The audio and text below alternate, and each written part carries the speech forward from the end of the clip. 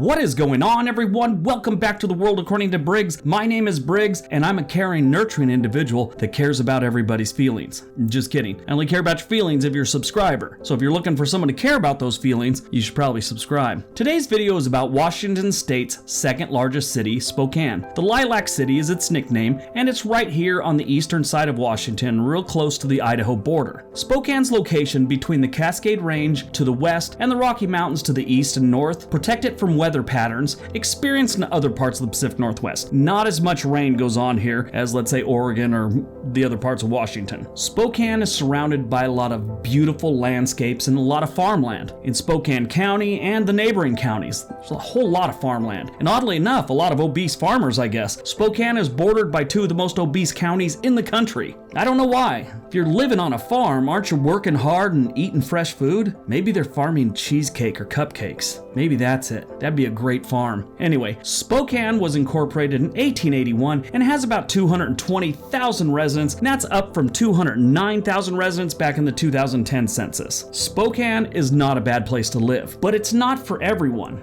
If you're thinking about moving to the Lilac City, you should watch my top 10 reasons not to move to Spokane, Washington.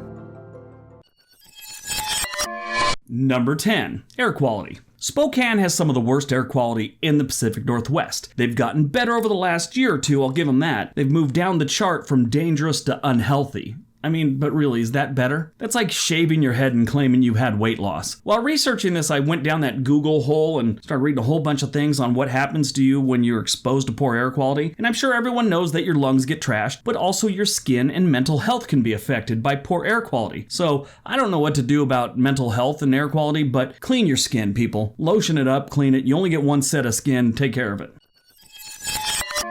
Number 9. Idaho. Although Spokane is part of Washington, it may as well be considered part of Idaho. Spokane's only 20 miles outside of Idaho, and that's about a 35-minute trip in horrible traffic conditions, which rarely happens here. So if you have a problem with Idaho, just be aware that it's right here and you're going to spend some time there if you live in Spokane. That just happens. If you do have a problem with Idaho, that's on you. It's a nice state, but I have heard a lot of people complain they can't stand the place.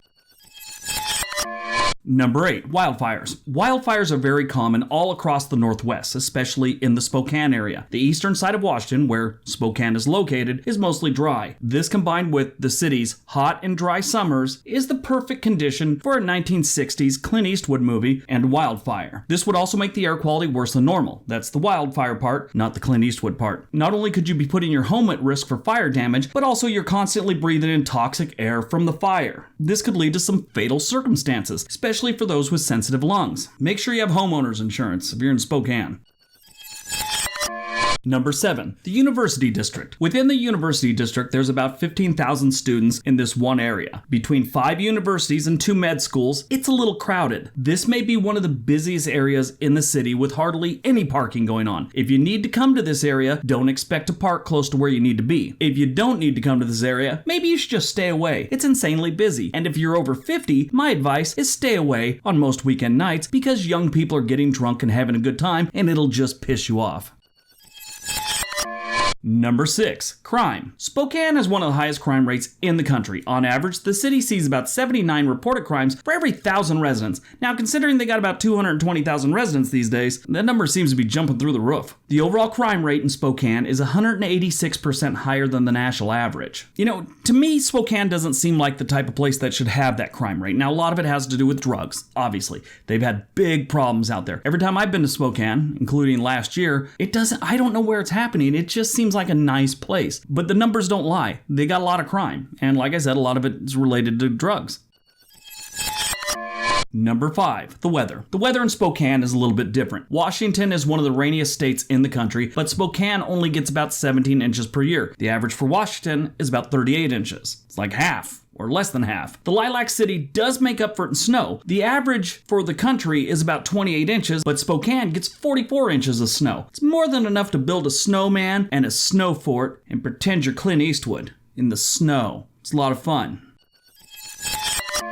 Number 4, rent control. Rent has been a major issue in a lot of cities lately, including Spokane. About 4 states have rent control throughout the entire state, and about 9 states allow some of their cities to have rent control. This leaves about 37 states that prohibit rent control outright. Rent control is a great thing from the point of view of the tenant. not so much the landlord. We went through this just this year in Portland, and they put some restrictions in place, some form of rent control. Basically, you can't raise the rent more than 7% in a 12-month time frame. So, not that harsh, but it kind of had to be done. I was watching that on the news, and one of the landlords, he owned some buildings. He said, if so many landlords weren't doing sleazy things, they wouldn't have got to that point. It's going to affect all the landlords because a bunch of them are sleazy. So it's too bad, he was saying, but he understood. Now, with rent control, this means that landlords have restrictions on what they can charge for rent. Without it, you could start seeing insane rental prices. Like I said, that's what happened here in Portland. Spokane is a city that doesn't have any rent control laws. However, local government is beginning the first steps to vote on whether they need it or not. And so a lot of people are estimating that it'll go through in 2020. They don't have it right now, and rent prices are climbing. So if you're moving there, keep that in mind.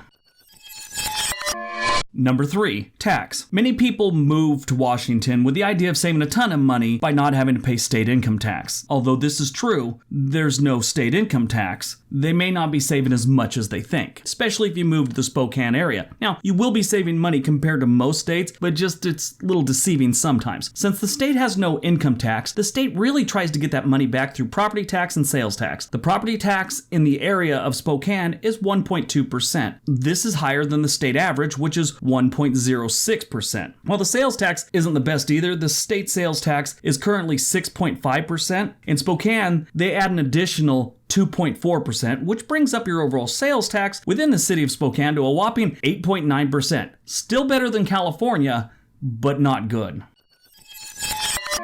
Number 2, homelessness. Homelessness is a major problem in the city of Spokane. In part, this is due to higher than average housing costs. About 350 Spokane residents are left homeless every single day. 13% of them are said to be unsheltered homeless, like living under the stars and in alleys and things like that. It's very unfortunate. There's about 9 shelters in Spokane and several other places where homeless individuals can go for support and get supplies and, hopefully get some things taken care of. This is a problem throughout the United States. They have 350 residents on average that are homeless in Spokane. That is a lot of people. And stop typing. They only have 220,000 in total residents. This isn't some city of 3 million people where, 350 is nothing. Los Angeles probably has a couple thousand easily. And it's too bad.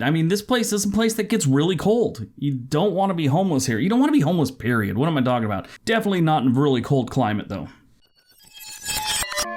And number 1, jobs. Spokane is not a place you want to go if you don't already have a job lined up. As of April of this year, 2019, the unemployment rate was reported to be about 5.7%. This is a big difference from the national unemployment rate of 3.6%. Some of the largest employers here include Providence Healthcare, Multicare, and they got a tribal resort and casino. Before moving to the area, you should do some research and try and get a job lined up before you pack up that U-Haul. This city has a buttload of college kids with serious student loans taking up most of the jobs. You don't want to be donating blood to pay your mortgage or rent. Trust me, that sucks.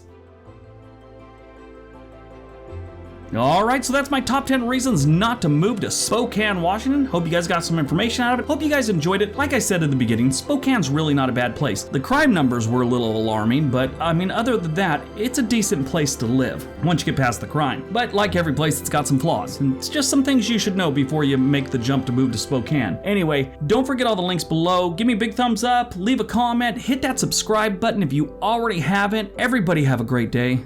Be nice to each other.